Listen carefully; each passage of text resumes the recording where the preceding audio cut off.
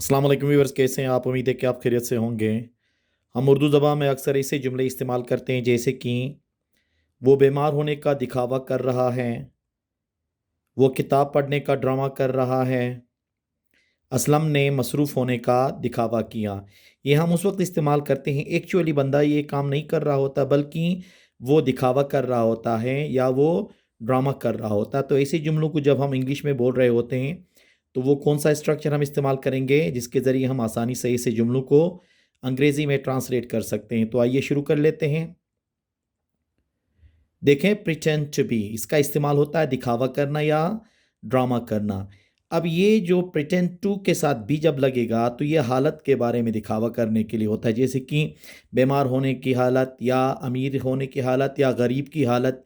ठीक है, ऐसा होने की जो ड्रामा कर रहे हैं उसके लिए हम प्रिटेंड के साथ टू बी का इस्तेमाल करते हैं, जैसे कि सब्जेक्ट, फिर उसके बाद हेल्पिंग वर्ब, फिर प्रिटेंड टू, फिर आगे बी। बी का मतलब है इज, एम आर, वॉज, वर। ठीक है, उसके साथ फिर एडजेक्टिव का इस्तेमाल करेंगे। ये हालत के बारे में है, मतलब ऐसी हालत बंदे की होती नहीं है लेकिन वो ड्रामा कर रहा होता है, जैसे कि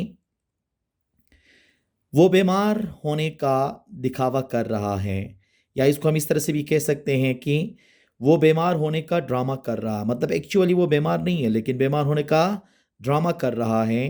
तो इसका होगा he is pretending to be ill. He is pretending to be इल।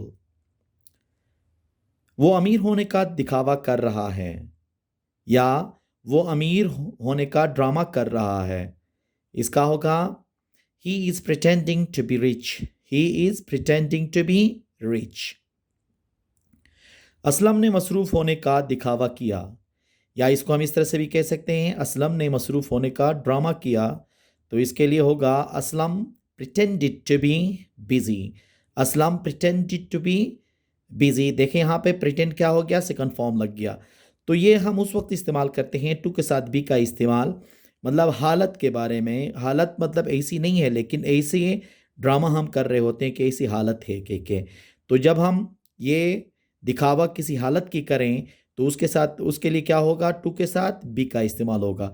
अब अगर एक्शन के बारे में हम बात करें तो क्या होगा, देखें।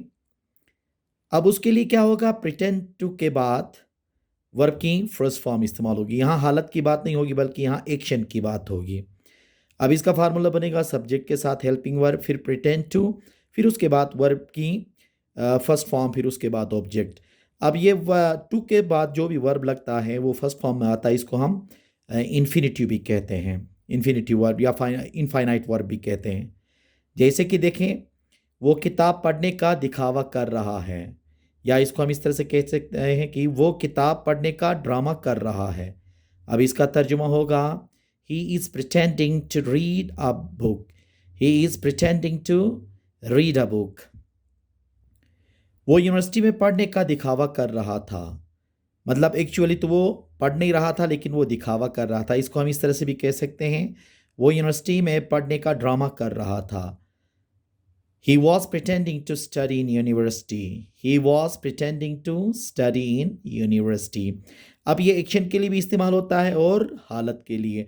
जैसे कि देखें ना, दिखावा काम करने का भी दिखावा हो सकता है, इसके साथ साथ हालत की भी दिखावा होता है।